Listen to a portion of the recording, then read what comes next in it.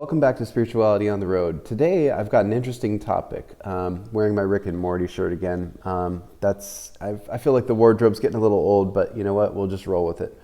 So the book The Giver, I've recently started to teach that in an English class, actually. And it's something that made me realize that there's a lot that's going on there that really is just different than The Giver that I remember reading when I was in junior high. I remembered the scene of the apple where the person threw the apple and it changed colors in midair. I remembered that, they had this thing where everybody was given a job and they didn't really get to choose. I remembered, they just weren't really encouraged to be their own person. Society decided things for them, right?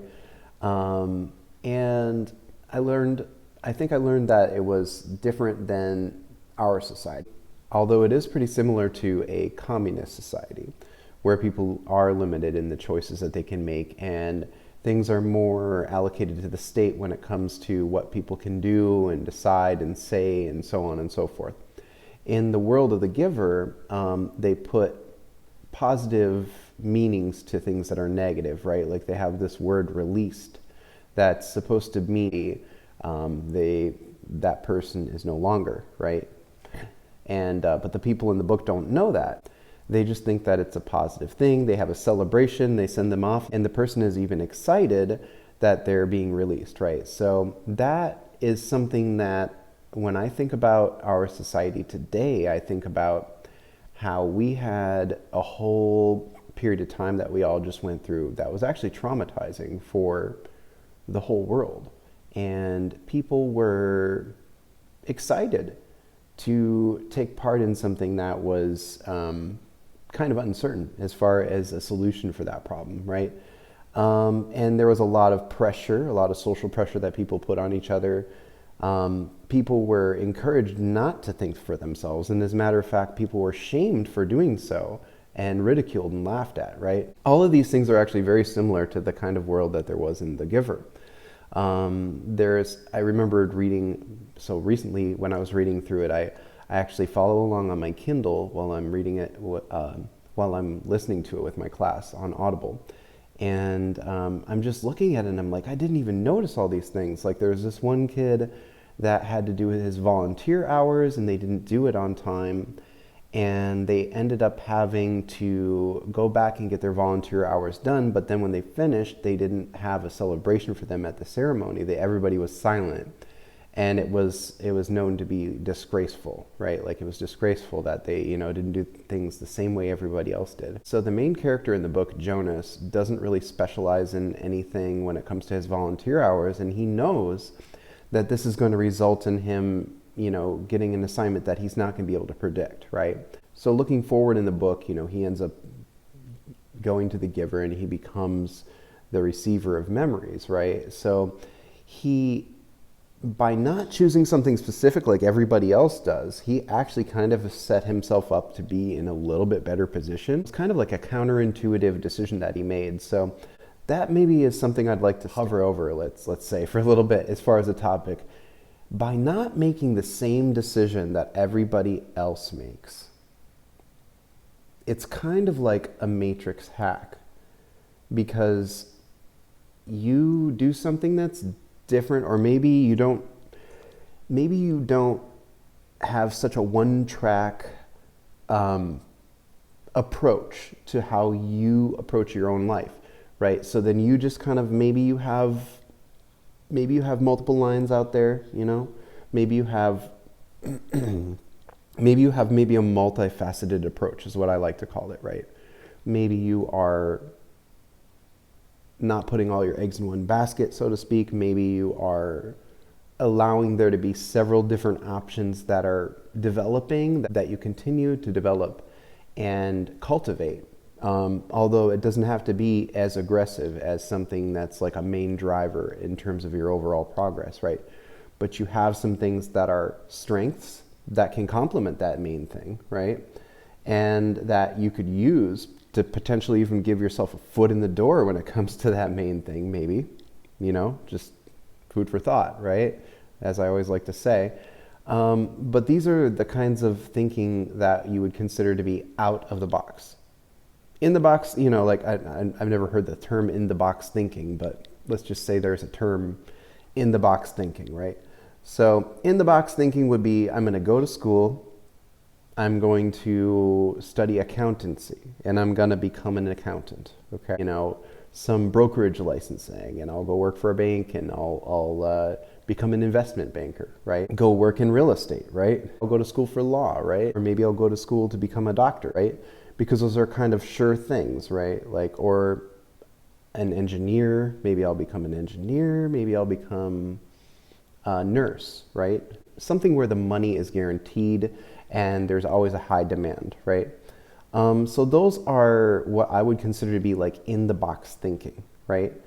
A lot of times what that's going to lead you to is some certain level of stability. Probably in a lot of those cases, it will lead you to enough stability that you'll be able to live what you would consider to be a normal life, right? Nothing necessarily exceptional. Like you're not going to be rich, but you're going to be doing okay, and you'll be potentially, hopefully comfortable. And with the world the way that it is today, it is you really do have to, how do they say, the higher you set the bar, even if you don't hit your mark, right, you're still kind of going to come out, you're going to come out okay. You're going to come out relatively around where you wanted to be. At least you're not going to come out below where you wanted to be, right? So that's kind of why I say it's like dream a little bit. So in my journey, I took a more unorthodox approach. Like I took a major in college that kind of led me to various different opportunities, different types of freelance work, things that I, was able to sustain myself with for a time, for many years actually, for several years. And eventually I realized that the direction that I was heading wasn't going to make me as much money as I wanted to. So what I ended up doing was enrolling in a PhD program. By that point, I had already finished 3 degrees. And so I had my master's degree, and I was going to enroll in a PhD program. And so I did. And I've been working on that PhD for a while now, actually. And in the meantime, I've started a teaching career, developed myself into that role to where it's actually helping me choose a path that's at least going to work for me as far as being able to sustain myself economically and have a certain type of future. But I also do that in connection with other things. I use my background from the things that I studied in the past and the types of work that I've done to kind of help give myself some marketability as a teacher, right? So I'm able to use my skills and my previous experience to help me to show what I'm capable of and what I'm able to bring to a given situation. And I think that what happens is we get too myopic, or we're too narrow, our vision is too narrow, right? Where we want to focus in on one thing. We want to do things like the preset way, the right way, the surefire way, right? The guaranteed way where you're not going to worry if it's going to work out or not. And it can be a really good thing. I think if you're doing a major where you need funding and you can find an opportunity that pays for something, then yeah, you definitely want to try to go for that. But as far as making things work, getting creative, thinking outside the box, that's where I think the book, The Giver, is kind of one of those books that just tells you, you can think in your own ways. You shouldn't let society tell you how you should think. You shouldn't let them place you in a box or make you feel like you have to be a certain way in order to fit in, right? If society starts to take away your rights, if there's a lot of societal pressure and they are able to influence people to discourage individuality and to encourage suppressing the individual and suppressing or maybe discounting or devaluing people or their rights, right? Or their individuality as an important thing, right? Or their ability to think or their thoughts, or, you know what I mean? actually valuing people's opinions, what they as individuals think, right? It's something that our country here in the United States is founded on, is the idea by the people for the people, right? So you have these ideals, but then you have erosion that can happen as laws get passed, as things go through the Supreme Court. Things start to just change little by little. You know, it's like a frog in boiling water, right? Where at first it's just warm. It's not that big of a deal, but eventually by the time they realize that the water's way too hot, it's too late.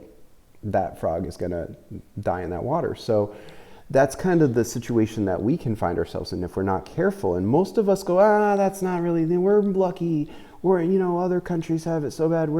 People just are ungrateful here. It's like, well, yeah, we can be sometimes, but that's also one of the things about being grateful for the rights that you've been given, is being hyper vigilant when it comes to those rights, understanding that if they are being infringed upon, I think a lot of people don't want to sound alarmist. They don't want to sound, like a libertarian or something, for wanting to stand up for rights, but understanding politics, being willing to be able to get out there and vote, being able to look at actual things and see who it is, who stands for what, and just understanding, like, in general, like, what is it that can happen that could actually change your life in a way that's not going to work out very well for you in the future. So I'm just going to go through some of these points that I have about why the book The Giver is more relevant than ever in 2025.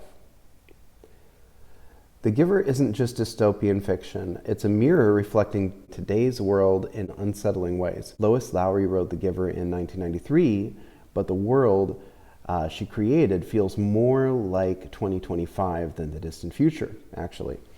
In The Giver, knowledge of the past is restricted to one person, the receiver of memory. Today, algorithmic control of what we see online, social media feeds, news silos, limits exposure to diverse perspectives. The rise of book bans and curriculum censorship in schools actually echoes this theme. So one of the things that is kind of a theme in the book The Giver is emotion suppression and artificial harmony. So they tend to try to make things that are negative or that people would be kind of alarmed at, and they take those things and they make them seem like they're positive, right? So citizens in The Giver take daily medication to suppress feelings, or stirrings as they call them, feelings of love and desire. So there's your population control right there. So yeah, like I'll let you kind of do the math on that anyway, but the other thing is today, cultural pressure for emotional neutrality in professional settings, increased reliance on medication for emotional regulation. These are all things that are basically designed so that we are more alike than different, right? Like, I guess that's just like a simple way to put it. I don't want to like go on a whole long rant about all that, but you can see that that's a theme in that book, and there's a reason for that. This is like a social commentary. So a lot of these things that come up in this book are things that are themes in our society. What I was doing when I was initially starting to read it with my class, I was looking at the differences. I'm like, what about their society is different than what we have in our society? But now what I'm noticing is a better thing to do is look at it and say, what about this book is the same in our societies around the world or here in America, right? So widespread preference for safe spaces. This is a book written in 1993, you guys. An avoidance of discomfort mirrors the community's desire to eliminate emotional extremes. So basically it's just, keeping everything the same, right? Loss of individuality in the name of sameness. So I think that kind of goes on the same thing, right? Surveillance, lack of privacy. In the novel, citizens are monitored and reprimanded through loudspeakers. So like, it's funny because like sometimes, if you work somewhere or if you're in certain situations, any kind of social situation where it's like a work situation, and they'll send an email out, like a generalized email, but everybody knows what the thing was, or if it was you, you know it was you. Like they do that with the loudspeakers. Like somebody will do something, and since they're watching on cameras, they'll be like, just a reminder to citizens not to do this or that. And they say it in like a condescending voice, you know. Now we have tech companies, surveillance. So they basically can track people's behavior, their likes, their dislikes, things like that for advertising purposes. Data collection, it's something that takes away from privacy, right? So that's something that's actually happening now at an unprecedented rate. So that's why I say, like, the Giver was talking about these things, just like the book, 1984 talks about similar types of themes, right? Well, the Giver was also a book that started to show how sanitized and how they can present all of this stuff as if it's a utopia, right? For you to sign on to, so that you want to be a part of it, so that you would rather have your life simplified, right? Who needs to think of like say you need to write something that's a little complicated. Who needs to think about it, right? You can go to ChatGPT and you can have it write up a whole thing for you, and you just make a couple little tweaks to it and send it off and you're good, right? Well, or maybe you've got a complex issue that you need to think through, right? You can just go to ChatGPT and you can ask it some questions. I even have a friend that says they do therapy with ChatGPT, and I've played with it a little bit, and it's actually it's got some pretty good information. I mean, it's probably pulling from various different websites that have, therapy advice and stuff on them. So it's, it's going to give you what's pertinent to the question you ask, because it's a large language model. So it's able to figure out, intuitively, based on what you said, what to find and spit back to you, right? Or spit out to give you as its output that's going to actually be relevant. But the problem with that is that you tend to get a lot of repetitive results over time, especially if you keep on prompting along the same lines. This is a known problem with it. And then the other thing that happens is you get, because it's drawing from what's essentially human created, information created by humans, that data pool, it's like you're now, instead of going out there and creating more information, like say if I'm frustrated about an issue about, how people can be or something like that. Some of the things I talk about on this channel, I just kind of go on about, right? If I'm frustrated about one of those things, I can go and I can write an article about it, and I can actually make some money. I can write a Medium article or like a blog article, and I can talk about my thoughts. I can talk about my own journey, and I can give actual, real, actionable advice and something that can resonate deeply with another person. Now, if I simply just go to AI to try to solve that problem, or everybody else is going to AI instead of some, maybe a well-crafted article or something like that, what's going to happen is eventually you're just going to have an echo chamber. So essentially what happens is that people are going to have a lot of the same advice that they're going to think are their own ideas and thoughts, and they're going to regurgitate those maybe on videos like this one. Right? And they're going to if they make content, maybe articles or something like that, or however it gets out there, right, with a comment on social media or something like that, it's going to be based off of what they read from the AI. Now the AI is going to go back and look for information when it does, because it looks over the whole internet, and it's going to see the information that people provided and put out there based on what they read and learned from AI. So what you're going to get is kind of a slow degradation. This is my theory. I don't know if I'm 100% correct on that, but we'll see what happens.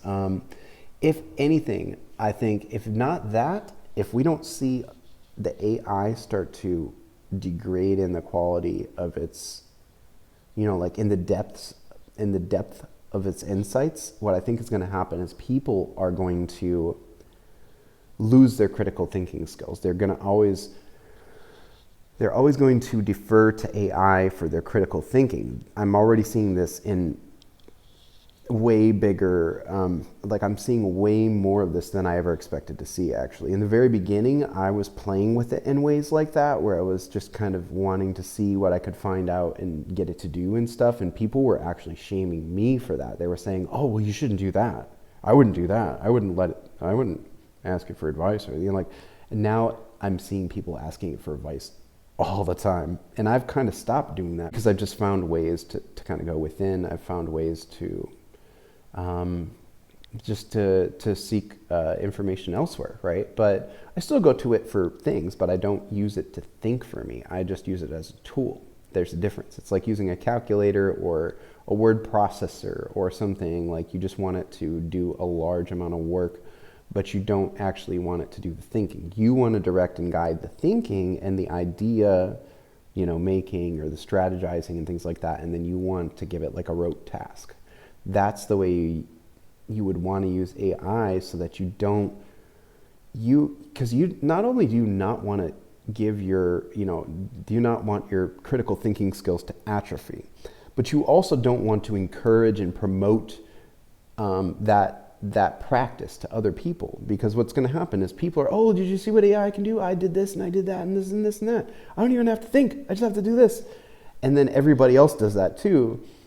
Another great, I know I'm talking about The Giver here, but another great movie is actually Idiocracy. Go and watch that. We're already kind of getting there, and there's more of that in the future. The less critical thinking we have to do, the more of that there will be. So go watch that movie. Read the book The Giver, and we'll get on to a couple more bullet points before I end this video. Okay, so erasure of history, right? This is a big one. And it's funny because I actually kind of thought I remembered seeing a movie of The Giver when I was in English class in 7th grade. And I now can't even, I'm not going to say I know for sure that I saw a movie of it. Because sometimes I look back on lesson plans and stuff for teachers in that grade, even ones that were written earlier, and ones that say that you would use certain movies as like a companion movie. So maybe they showed some companion movie that was similar. I'm not really sure. But I looked back into it, and that movie actually only ever was produced in 2014 now, from what I'm reading. And there was, Bill Cosby had a production company that tried to make a movie of The Giver, and I guess they must have gotten into some filming. I'd be interested to see what they have out there in their archives, if it's anything similar to what I remembered seeing. But it never got made. The project got derailed, and I think there was another project in there too that ultimately did get derailed. And I even read somewhere that one of the people that was trying to make a project of it actually got interviewed and said that there was a movie somewhere in a garage that him and his family had made. So it was another potential project, like an actual movie of The Giver that was trying to be made that apparently never came out. So, and I just found that fascinating because the book actually is being banned in some schools, and then of course some schools still let it be taught. There's some pretty deep themes in there, like the one of euthanasia. Basically, the book teaches us that euthanasia is bad, right? So you're banning that book, saying, well, it's not. I feel like, to me, when I see that book's being banned in schools, I'm thinking, oh, so what you're saying is you shouldn't teach people that euthanasia is bad. Interesting, right? You're banning a book because it shows that topic, that topic's too, it shouldn't be taught, you should, because of the content of the book. But I'm thinking to myself, well, yeah, but I remember when I read about this in school, and that's when I learned about euthanasia. That's when I learned that that's bad. And that's why I'm saying, there's the original text of that book is more specific to those topics, and it actually talks about what happens in that society, and you're able to see it illustrated to you why there's certain things that are actually really, really bad. And don't ever let anybody sit there and tell you that it's good, because if you ever find out the truth about what's really happening in your society, and they're trying to smooth it over and make it sound like it's a good thing, because it's positive, this is what's best for society, right? That's what people should protect themselves against. That is what people should stand up against. So that's why I say this book is so important. It's one of these books that is so relevant in 2025. Right now we are in a period where I would say the major theme in our society is AI, political upheaval. We have some wars. We have economic issues. We just got out of a major global health crisis, right? And now we are, I mean, who knows what's coming up next, right? We haven't really seen a lot of things come up that are directly affecting our freedoms, or that are a threat to our freedoms, like what happened during that time about 5 years ago, right? But there will be things that come up in the future, you know. One of the things that happens in societies is you can see what people will consent to, and that gives you a gauge of how far you can take things. And that's another reason why books like this are very important. Not only, and they shouldn't be banned in schools, because that's when you need to teach it. You need to teach it when people are young and they can internalize these ideas of it not being okay to strip away freedoms and do things that are inhumane in order to, you know, benefit the greater good, because, well, you know, it's not inhumane if it benefits the greater good. Yes, it is. It's inhumane if it's inhumane. That's all there is to that. And so that's, so let's go into a little bit more. There's still more that I want to talk about in this book. So technocratic society. Decisions are made by an elite group of people, the elders, they're called, under the guise of benevolence and logic, right? Once again, how many times do we hear, well, you shouldn't be talking about things if you don't know the science. You shouldn't be talking about things if you don't have a degree, right? Like people might ask someone, well, what was your degree in? Can you talk, right? So what you have is decisions being made by people who are in the know. Everyone else is not in the know, just to be clear, right? And then, so therefore you have no right to question or think for yourself about it, because you're probably wrong. So just trust the people who know what they're talking about, right? Present day parallel, rule by experts, technocrats. And of course, I made an outline for this, so I'm just kind of going off of what I've found that I've realized are similarities here. But present day rule by experts, technocrats, and unelected officials shaping policy behind closed doors, right? They shape the policy and then you find out afterwards, usually. Or if you're too distracted by a lot of trivial things, you might not get out and vote for stuff that's important, right? Use of euphemisms to conceal brutality. So like release, we already talked about this one, right? Like in the book, it's euphemism for euthanasia. Today, terms like collateral damage and enhanced interrogation, population control are used to soften harsh realities, right? That doesn't really sound as bad as other terms that you could use for that, and I'm not going to say those terms here. So artificial family structures. We have things like that today too, as well, and we can go into that, but families in the Giver are assigned not biologically or emotionally formed, right? So basically everybody's adopted in the Giver. Present day increased state involvement in family matters. Breakdown of traditional family roles, rise of artificial reproduction technology. So we have all of that today, right? So that's happening, and it has been happening over the course of many years now. The cost of utopia. So the society in the Giver avoids pain and conflict, but they do so at the cost of love, freedom, art, and truth, right? So some of the pillars of what we were able to grow our culture into what it is today and thrive as a human species, art, freedom, love, obviously, leads to reproduction. Truth is important. If you live in a society where there's too much corruption and lies, things tend to erode and they can get out of control. So there has to be some fairness. There has to be some. It can't be all. It's like building a house of cards or something. Everything is built on a lie. It's going to fall down eventually. It might not happen right away, but it will happen. Today we are trading real connection and truth for comfort, convenience, and control. So you've got all this technology. You can get something shipped from Amazon the same day, actually, and convenience, right? You can. I live in a major city. You can get any food you want, just like that, pretty much at any time. You take it for granted. And it's like you almost don't enjoy it. And having control over things makes us all a little bit spoiled, right? Like it can take away the humanity in our interactions because we expect what we want when we want it.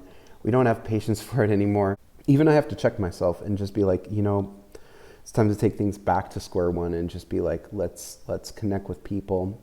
Let's remember that this is not a life where we're in control of everything, right? Like they say, there's that serenity prayer that says, God grant me the serenity to accept the things I can't control, the courage to change the things I can, and the wisdom to know the difference, right?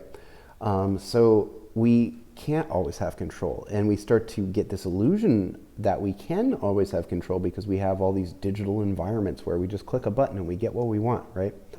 Okay, so just a few reflections real quick here. So what if the giver wasn't warning us about the future, but describing our present? And that was in 1993, but I think that that's very true.